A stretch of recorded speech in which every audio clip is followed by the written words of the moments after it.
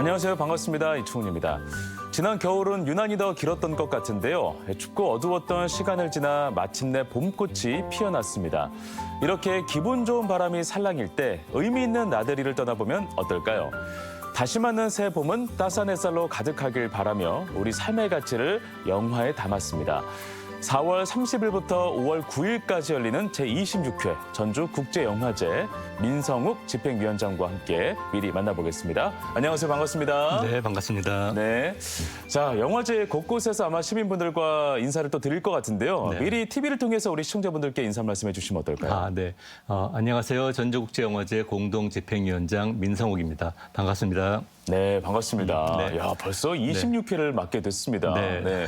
우리 위원장님께서는 언제부터 전주국제영화제와 함께 하게 된 거예요? 제가 영화제 처음 시작할 때 네. 원래 그냥 공청회부터 참여를 해서 영화제를 준비하다가 예. 이제 사무국장이 계셨는데 네. 영화제를 앞두고 그만두게 되시는 일이 발생을 해서 그렇군요. 제가 대타로 사무국장직을 맡으면서 1회부터 오. 영화제를 했었고요. 그럼 초창기 멤버였어요? 네네네. 그래서 초창기 멤버입니다. 2011년, 12년도에 이제 미국 코넬대 교환 교수로 가 있다가 예. 이제 그 당시 이제 고성만 위원장께서 새로 집행위원장으로 부임을 하시면서 그러시구나. 부위원장으로 와서 같이 일을 좀 하자 네. 해서 부위원장으로 2013년도 영화제부터 같이 하고 있고요. 야. 재작년에 이제 정준호 배우님과 함께 예. 공동집행위원장으로 지금 3년 차 위원장직을 맡고 있습니다. 네, 알겠습니다.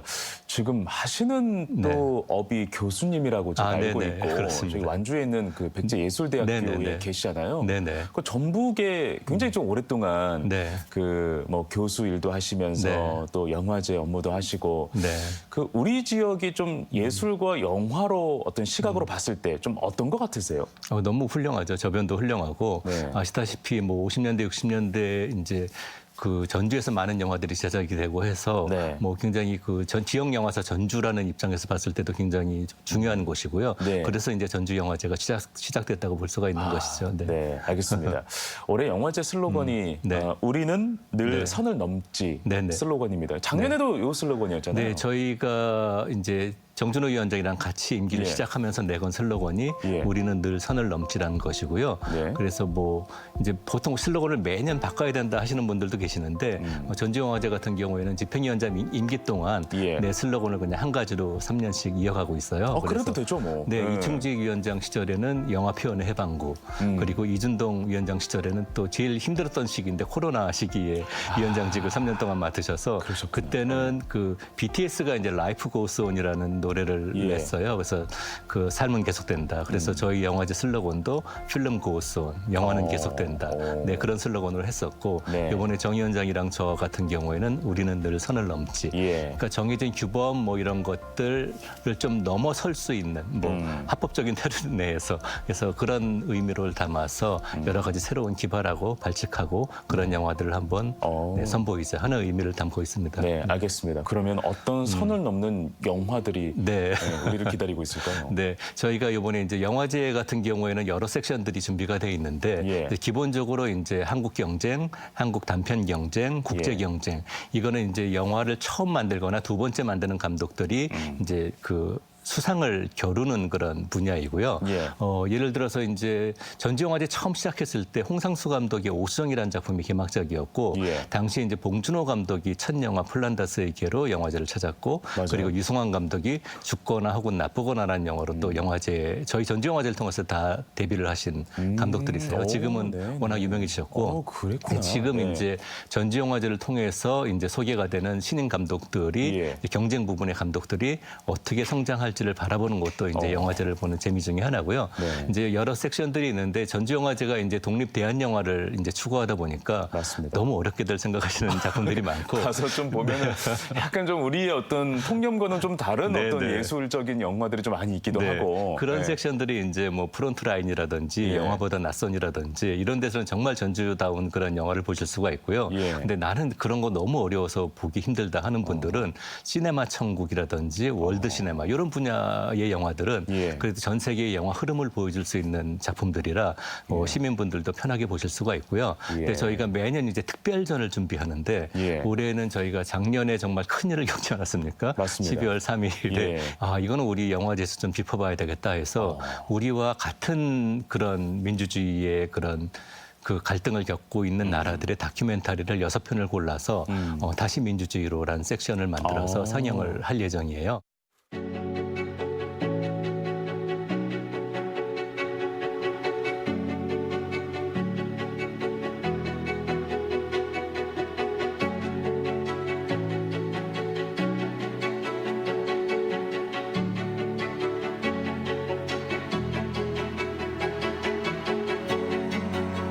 마지막 공화당원이라는 영화가 있는데 이제 트럼프가 이제 미국에서도 이제 국회의사당이 점거를 당하는 사태가 벌어지는데 이제 트럼프의 그 책임이 있다 해서 트럼프 탄핵을 시도를 하죠. 근데 이제 공화당원 중에서 유일하게 이제 애덤이라는 그 국회의원이 계시는데 그분은 찬성을 했어요. 그래서 그분이 겪는 고초 이런 것들을 다큐멘터리로 찍었는데 그게 이제 아이러니한 거는 이제 그걸 찍는 감독이 이제 그 굉장히 극좌의 그런 감독님이세요. 그래서 이제 극우가 아니라 또 극좌 극좌고 이제 우파이고 이 두 사람이 같이 다큐멘터리를 찍으면서 서로 우정을 쌓아나가는 그런 모습도 보실 수가 있고요. 또 다른 작품들도 뭐 브라질 대선의 기록이라든지 브라질도 저희와 아주 유사해요.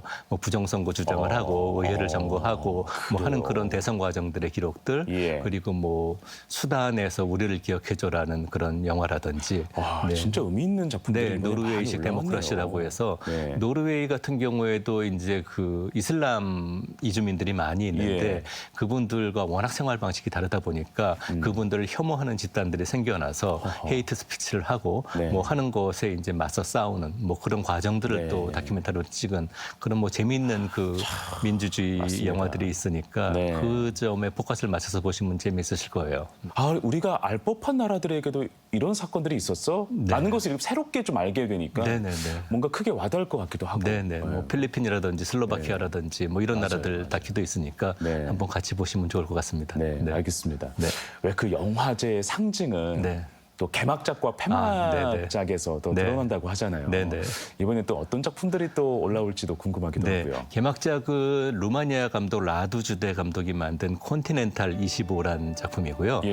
이번에 베를린 영화제에서 각본상, 은검상을 수상한 작품이에요. 그래서 저랑 문성경 프로그래머가 이번에 베를린 출장을 가서 뭐 개막작도 고르고 영화제 상영할 작품도 고르고 또 저희가 또 영화 수입도 하기 때문에 경쟁 부문 작품 중에서 수상을 할 만한 작품들을 미리 선점을 해서 계약을 하자. 그래서 이제 수상을 하게 되면은 금액이 많이 뜁니다.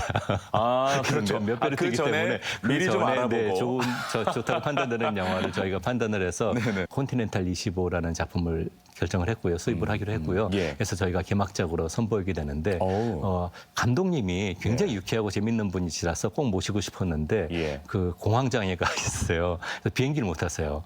그래서 베를린 영화제 수상하러 가실 때도 기차로 어렵게 베를린까지 루마니아에서 가셔서 수상을 하셨는데 그래서 저희가 농담 삼아 배로 모실까 이렇게 하다가 배로 모시기에는 너무 힘들고 모실 수도 없고. 그래서 라두주데 감독님은 못 오시지만 개막식 때 이제 주연 배우들이 오십니다. 그래서 배우들께서 개막식에 참석해 주실 예정이시고요.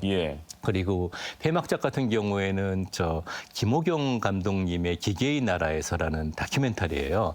네팔의 이주 노동자들이 한국에 와서 생활하면서 이제 이분들이 이제 시집을 발간을 했는데 그 내용을 중심으로 해서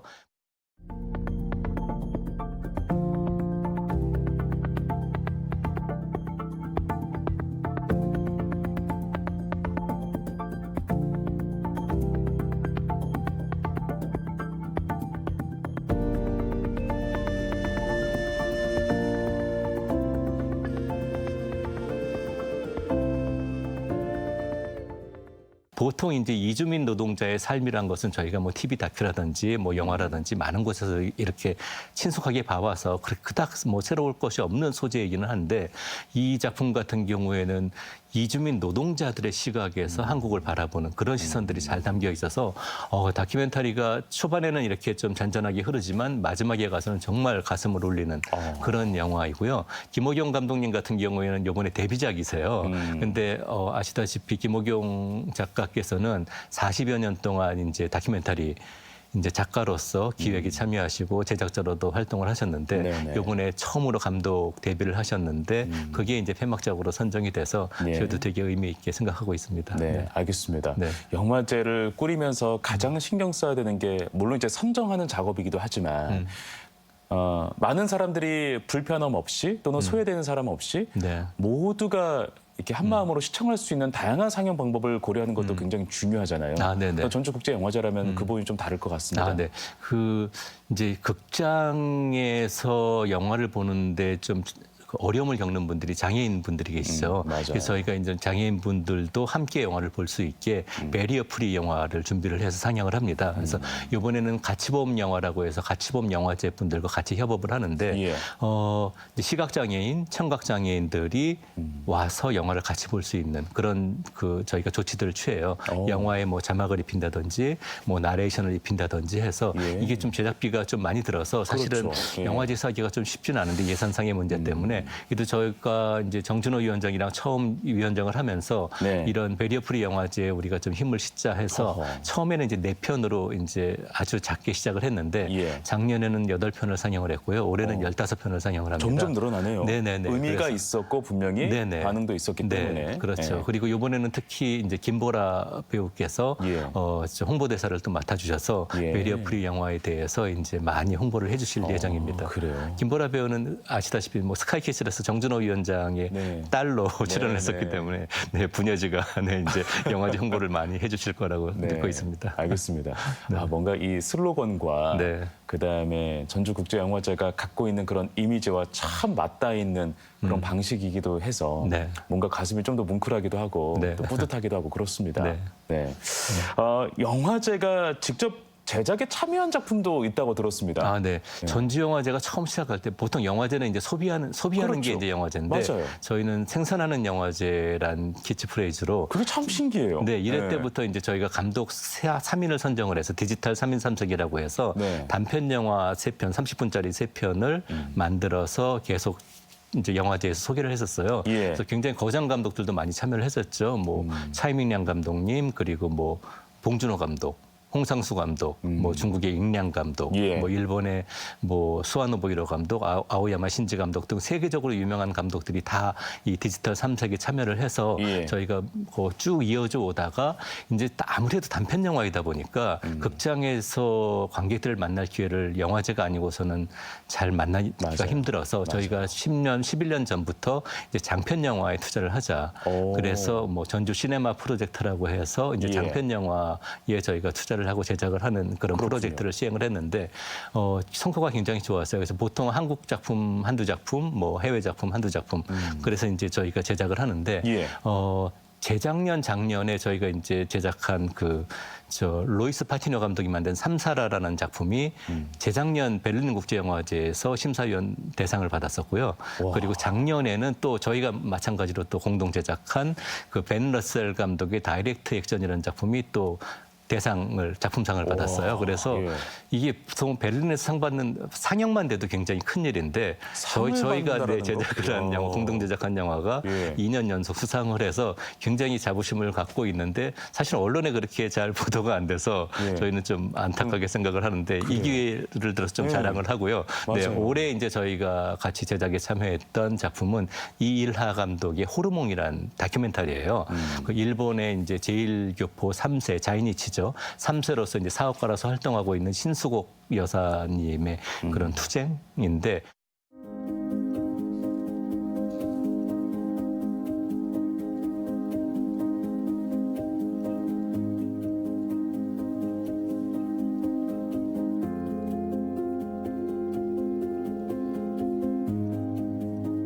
이분이 빨간 그 원피스를 입고 일본 방송 프로그램에 출연을 해서 일본 극우 세력들의 발언들을 그냥 논리로 압살해 버리는 굉장히 정말 말도 빠르고 명료하고 명쾌하게 허허. 다 무찔러 버리는 그런 부분으로 저도 기억을 하고 있었는데 그분에 관한 다큐멘터리를 만든다고 해서 와, 이 작품 우리 영화제에서 하고 싶다 해서 지금 같이 이번에 작품 제작이 완성이 됐고요. 네. 이분이 이제 일본 방송국과 또 법정 투쟁을 벌이세요. 그리고 또 헤이트 스피처들과의 투쟁들 그리고 법정 싸움 그래서 마지막에 결국 승리하는 그런 굉장히 의미 있는 그런 다큐멘터리이기 대단하신 때문에 분이시기도 하네요. 네네 네. 한번 관심 갖고 지켜봐 주시면 좋을 것 같습니다. 네, 알겠습니다. 네. 전주국제영화제에 가면 좀 아기자기하고 네. 좀 다양한 어떤 상영 방식에 네. 좀 감탄하는 분들이 많이 계시더라고요. 네네네. 뭐 굉장히 예상치 못한 곳에서 이렇게 영화를 네네. 상영하는 것도 있고 네네네. 굉장히 큰 공간도 있고 네. 또 작은 공간도 있고 네. 이번에는 또 어떤 그 공간으로 우리를 또 놀래켜주고 또 재미를 네. 선사해줄지 궁금하네요. 지금 말씀하신 게 이제 골목 상영 그리고 예. 야외 상영을 말씀하시는 건데요. 네네. 사실은 전주국제영화제 티켓팅이 너무 힘듭니다. 그래서 맞아요. 보고 싶은 영화가 있어도 금방 매진이 돼서 잘 못 네. 보는데 그리고 또 전주에서 벌어지는 영화제인데 전주 시민들이 그냥 부담 없이 참여할 수 있는 방법이 뭐가 있을까 해서 저희가 뭐 3년 전부터 이제 골목 상영, 야외 상영을 해오고 있는데 네.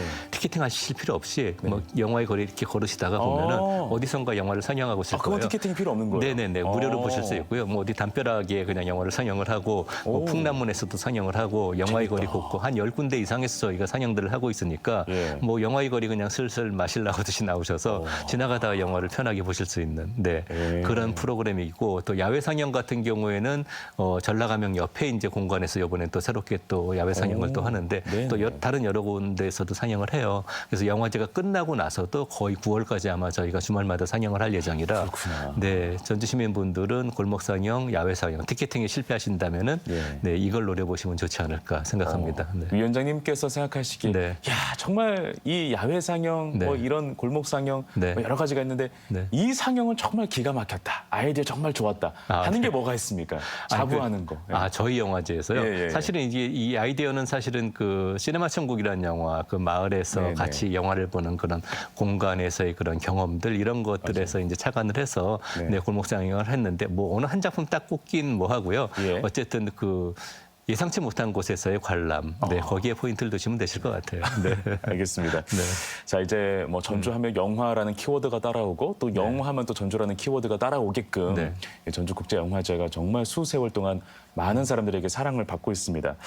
올해는 TV 드라마로도 이렇게 상영이 된다고 네네네. 들었습니다. 이거는 사실 저는 네. 처음 들어보는 이야기거든요. 네네. 최초인 거죠? 네, 이게 이제 당신의 맛이라는 그 10부작 TV 예. 시리즈물이에요. 예. 다 전주에서 찍었고요. 예. 네, 음식과 관련된 이야기이고 그 좀 굉장히 좀 핫한 배우들이 출연을 하세요. 그래서 이제 강하늘 배우, 오. 그리고 고민지 배우, 뭐 김신록 배우 이런 분들이 이제 출연을 하셔서 네. 이제 영화제 기간 동안에 이제 첫 회를 저희가 상영을 하고 대중에 공개를 하고 그 상영이 끝난 후에 관객과의 대화를 이제 배우분들이 감독님과 오셔서 예. 네, GV 행사가 있을 예정이고요. 예. 그리고 또 그 작품을 티켓팅을 못 하셨으면은 만날 기회가 없어서 아쉬워서 저희가 영화의 거리에 있는 그런 야외 무대에서 예. 시민들이 그냥 그 무대 인사 네, 고민시 배우, 강하늘 배우 다 무대 인사를 하실 예정이니까 네. 네, 많이 즐겨주시면 좋을 것 같아요. 네, 네. 특히 또 전주 이야기라 네, 너무 즐거우실 것 같습니다. 네. 그건 이제 OTT로 저희가 이제 확인을 할 수 있는 네네네, 거죠. 그렇죠. 네. 전주 분들은 보시면서 자부심 느끼겠어. 야 이거 우리 네네. 동네인데, 야 네네, 이거 내가 그렇죠. 갔던 곳인데, 네. 내가 갔던 곳인데. 네, 이러면서. 전주는 어디 음식점 들어가도 실패하는 일이 거의 없지 않습니까? 거의 없죠. 그래서 네, 네. 맛의 도시이기 때문에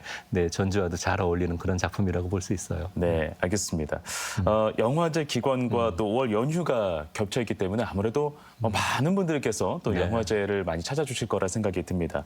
작품을 직접 관람하지 않아도 뭔가 그 즐길 수 있는 문화거리들도 굉장히 많잖아요. 네네. 그런 것도 한번 좀 소개를 해주시면 많은 분들이 저희가 많이 이제 사랑해 대표적인 주지 않을까요? 전시 프로그램이 있는데 예. 백필름 백포스터즈라고 해서 보통 영화의 포스터라는 것은 어쨌든 상업적으로 알리기 위해서 맞아요. 이제 포스터가 제작이 되는데 예. 저희 전주국제영화제에서는 전주영화제에서 상영되는 100편의 작품을 선정을 해서 디자인을 디자이너 100명이 예. 그 각자 한 작품씩을 맡아서 본인이 해석하는 포스터를 만듭니다. 그래서 이거를 이제 100편의 포스터를 전시하는 행사를 뭐 이제 11년 와, 그거 차인데요. 재밌겠다. 네네. 네. 그래서 굉장히 재밌습니다. 그래서 감독도 이제 자기 영화사에서 만든 포스터만 보다가 전지영화제에 와서 이제 디자이너가 새롭게 해석한 포스터를 보고 굉장히 마음에 들어하기도 하고 어떤 감독은 네. 어이씨 나는 저 디자인으로 포스터를 했으면 좋겠는데 내 건 왜 샘나해? 이렇게 후지지 뭐 이런 말씀도 하시고 저희가 이제 한번 파티를 하면서 네네네. 이제 직접 그 포스터를 만든 디자이너가 그 포스터를 참석하시는 게스트 감독들한테 직접 전달해주는 오, 이런 행사를 야, 하거든요. 의미 있네요. 그때 이제 굉장히 재밌는 현상들이 발생을 합니다. 네. 그래서 영화의 거리에서도 이제 전시가 될 것이고 네. 그리고 저 팔복 예술공장에서도 네. 전시가 되고 또 문화공판장 작당에서도 전시가 되고 또 인후도서관이라든지 이런 곳에도 영화제가 끝나고 나서도 저희가 전시를 계속 이어갈 예정이니까 네. 네, 영화제 포스터에 관심이 있으신 분들은 재밌겠다. 보시면 되게 재밌을 겁니다. 네, 알겠습니다. 네, 특히 또 본인이 어떤 작품을 보고 그 영화 포스터가 어떻게 만들어졌을지 맞아, 보는 맞아. 재미도 있으니까요. 네. 네, 네. 그런 재미를 또 느낄 수 있는. 네, 또 무료입니다. 보시는 거는. 좋네요. 네. 알겠습니다. 이런 영화제를 하나 만든다라는 게 정말 엄청난 숙고의 시간이 있을 것 같습니다. 네, 네. 여러 가지 뭐 국내외 정치 상황도 고려를 해야 되는 부분도 분명히 네. 있고 또 뭐 상업 영화 물론이겠지만 또는 독립 영화의 어떤 그런 뭐 부흥과 그런 것들을 굉장히 고민해야 되고 네, 또 네. 해외 작품들도 또 수급을 해야 되는 부분들이 분명히 있기 때문에 네. 야, 뭐 1년의 준비 시간이 아닐 것 같아요. 네, 굉장히 힘들죠. 특히 프로그래머들은 너무나도 힘들죠. 이게 맞아요. 영화를 보는 건 사실 즐거운 일인데 네. 일로서 영화를 본다고 하면은 즐겁지 않을 수도 있거든요. 네. 네, 그리고 특히 예심 심사위원들은 이번에 이제 역대 최다 출품 한국 작품 같은 경우에는 단편 영화 포함해서 1,600편이 넘게 출품이 돼서 예심 심사위원들이 그걸 다 심사를 해야 되시니까 다 봐야 되는 거잖아요. 네, 다 봐야 되는 거죠. 그 재밌는 일 중에 이제 영화제 1회 때 프로그래머를 맡아주셨던 정성일 평론가. 예. 정성일 프로그래머가 예전에 이제 어떤 영화제 이제 예심을 한번 맡게 되셨는데 5시간짜리 영화가 있었대요. 한 편에 5시간 네, 한 편에 5시간짜리 짜리가 있어요. 영화인데 근데 이제 그래도 이거는 쭉 봐야 된다 해서 봐야죠. 네. 3시간까지 보는데 도저히 이 작품은 너무 못 만들어서 못 참겠더래요. 네. 그래서 3시간 보다가 포기를 하고 그 작품은 탈락 처리를 했는데 네. 나중에 보니까 그 영화가 여러 영화제에 소개가 되면서 수상도 많이 하고 해서 다시 봤더니 예. 마지막 2시간이 너무 훌륭하다는 거예요. 그러니까 감독이 일부러 앞에 3시간을 좀 안 좋게 만들고 서툴게 만들고 이런. 2시간에 이제 몰아서 만든 그런 의도된 그런 의도인 작품이었는데 거예요, 그것도 그래서 감독의 정성일 의도. 평론가가 그때 이제 무조건 처음부터 끝까지 봐야 된다는 그런 철칙을 지키게 되셨다는. 와. 네, 그래서 많이 심사위원들한테 이제 저희 감사드리고. 네. 토론도 많이 하고 네네, 또 그렇죠. 슬로건 하나 정하는 거, 방향성 하나 정하는 거, 네. 섹션 하나 정하는 거 토론도 많이 할 거 아닙니까? 네, 그렇죠. 네. 안 힘드셨어요? 위원장님 어떠셨어요? 네, 많이 힘들죠. 그리고 이제 영화제에서 많은 작품이 출품이 되지만 상영되는 영화는 이제 저희가 이제 이번에는 244편을 상영을 하는데 네. 굉장히 어렵죠. 근데 이제 영화제에 상영이 안 된다고 해서 내가 못 만들어서 영화제에 상영되는 것이 아니고 이제 프로그래머들이나 이제 심사위원들이 판단할 때는 뭐 여러 가지 이제 밸런스도 봐야 되는 것이고 시대 상황에 맞는 것들 그런 작품들의 이제 그런 기류가 있기 때문에 영화제에 상영된다는 것은 못 만들어서 떨어지고 잘 만들어서 상영이 되는 것이 아니고 다 같은 좋은 작품들이지만 예. 그 시기에 맞는 영화들을 상영한다 이렇게 봐주시면 될 것 같아요. 네. 알겠습니다. 우리 위원장님은 언제부터 이렇게 영화의 매력에 빠졌는지 궁금하기도 하고 아, 우리가 네. 이렇게 영화제를 네. 아주 가깝고 즐겁게 행위할 수 있는 것도 네. 막 엄청나게 오래된 건 또 아니잖아요. 어떻게 네, 보면. 그렇죠. 영화 역사가 이제 100년이 조금 넘 1895년에 시작된 거니까. 네네. 네. 저는 이제 사실은 뭐 고등학교 때까지는 그냥 공부만 했었고요. 이제 대학을 이제 영화과에 진학을 하면서 그러시구나. 네, 대학에서부터 네. 공부를 하기 시작했어요. 네. 네. 그래서 저도 뭐 그래도 오래됐네요. 대학 때부터니까. 지금. 공부만 그렇게 열심히 하신 분이 갑자기 영화과? 네. 약간 좀 주변에서 놀랐을 것 같아요. 사실은 제가 저희 아버님이 이제 여기 MBC PD 출신이세요 서울에서. 네, 그래서 서울에서? 예. 네네네. 그래서 이제 어려서부터 이제 연극 연출도 하시고 해서 제가 어려서부터 이제 환경이 방송국에 놀러 가고 아버님이 연극 연출하시면 아역이 필요하면 제가 또 출연도 하고 그래서 네, 그래서 어려서부터 이제 그런 환경에는 익숙해져 있는 상태에서 네, 그렇게 공부를 하게 된 거죠. 네. 네, 알겠습니다. 네. 그 영화인들을 보면 이제 우리 위원장님도 영화인이시니까 네. 그 쉬는 날에도 영화를 보시고 사실 네. 이게 또 일인 거잖아요. 어떻게 보면 우리 같은 사람들은 그거를 네. 취미로 삼고 네. 재미로 삼고 네. 휴일의 어떤 뭐 즐거움으로 삼지만 네. 아, 뭔가 휴일에도 굉장히 좀 바쁘실 것 같다라는 생각이 좀 들기도 하고 네. 예, 쉼이라는 게 과연 있을까? 그러면은 네. 나를 돌아볼 수 있는 시간은 또 갖고 있는 건가라는 생각이 네. 좀 들기도 하고 어떠십니까? 그냥 영화 보는 게 취미고요. 그래서 뭐 잘 나가지 않고 집에서 영화 많이 봅니다. 예.